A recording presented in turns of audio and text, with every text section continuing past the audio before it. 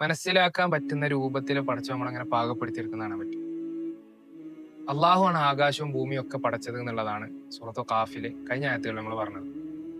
അപ്പൊ അതൊരാള് മനസ്സറിഞ്ഞുകൊണ്ട് വിശ്വസിക്കുകയാണെങ്കിൽ, ഓക്കെ, അംഗീകരിക്കുകയാണെങ്കിൽ, അള്ളാഹു അത്രമാത്രം കഴിവുള്ളവനാണ് എന്ന് വിശ്വസിക്കുകയാണെങ്കിൽ, അങ്ങനെയുള്ള ആളോട് അള്ളാഹു തുടർന്ന് പറയുന്ന വാക്കുകളാണ് 9, 10, 11 ആയത്തുകൾ.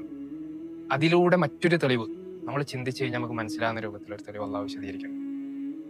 എന്താണ് ആയത്തിലൂടെ പറയുന്നത് നോക്കാം. അള്ളാഹു പറയാണ്, وَنَزَّلْنَا مِنَ السَّمَاءِ مَاءً مُبَارَكًا فَأَنبَتْنَا بِهِ جَنَّاتٍ وَحَبَّ الْحَصِيدِ.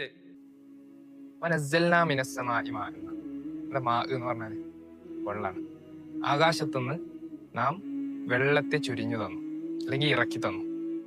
മാ എന്ന് മാത്രമല്ല പറഞ്ഞു, മാ മുബാറക് എന്ന് പറഞ്ഞു, അനുഗ്രഹീതമായ വെള്ളമാണ്. എന്നാലോചിച്ച് നോക്ക്, അവിടെ അള്ളാഹു മറ്റൊരു വിഷയം പറയുന്നതോട് കൂടെ ഈ വെള്ളത്തിന്റെ അനുഗ്രഹീതം അല്ലെങ്കിൽ വെള്ള അനുഗ്രഹമാണ്, അതത്രയും ഇമ്പോർട്ടന്റ് ആണ് മനുഷ്യന്റെ ജീവിതത്തിൽ. അതില്ലാത്തൊരവസ്ഥ ആലോചിച്ച് നോക്കാം. ഈ ഭൂമിയിൽ സസ്യങ്ങളാണെങ്കിലും ജീവികളാണെങ്കിലും മനുഷ്യന്മാരാണെങ്കിലും വെള്ളം ഇല്ലാത്തൊരവസ്ഥ.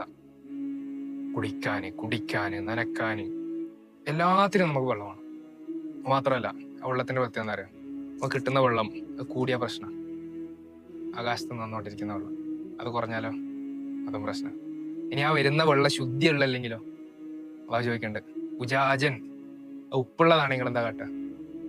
അപ്പോ അള്ളാഹു ഇതിനെ കറക്റ്റായ അളവിൽ നമുക്കിങ്ങനെ തരുമ്പോൾ ഇത്രയും വലിയൊരു അനുഗ്രഹമാണ്. എന്നിട്ട് ആ വെള്ളത്തിലൂടെ അള്ളാഹുവിന്റെ ബാക്കി പറയാണ്, നാം മുളപ്പിക്കുകയും ചെയ്തു എന്നാണ്. ബിഹി അതുകൊണ്ട്, ആ വെള്ളം കൊണ്ട് അള്ളാഹു മുളപ്പിച്ചു. എന്തിന്? ജന്നാത്ത്, തോട്ടങ്ങൾ.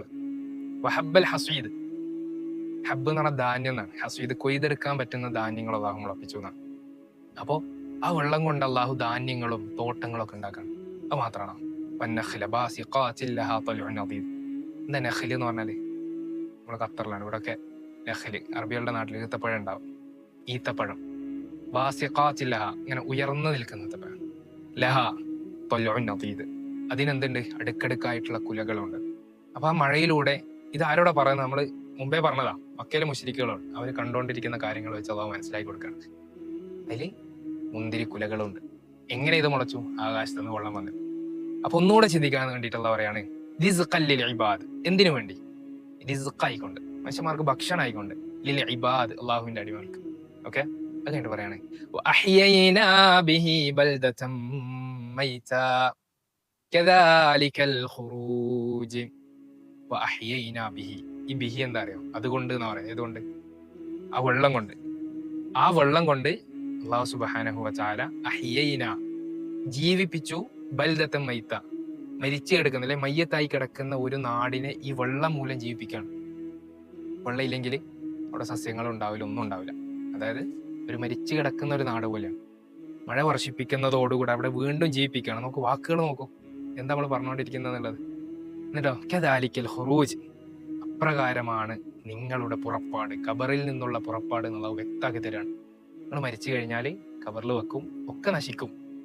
പ്രവാചകന്റെ ഹദീസിൽ കാണാൻ കഴിയും, അജ്ബുദ്ദനബ് എന്ന് പറയും. അഥവാ മനുഷ്യന്റെ വാൽക്കുറ്റി ഒഴികെ ബാക്കിയുള്ളത് മുഴുവൻ നശിക്കും മനുഷ്യന്മാരുടേത്. പിന്നീട് ഖിയാമത്ത് നാളില് ഒരു മഴ പെയ്യുമ്പോഴാണ് എന്ത് ചെയ്യുക? എല്ലാവരും പുനർജനിക്കാന്നാണ്. അപ്പോ അത് തന്റെ മുന്നിൽ കാണുന്ന സസ്യങ്ങളുടെ അവസ്ഥ നമ്മൾ ആലോചിച്ച് നോക്ക്.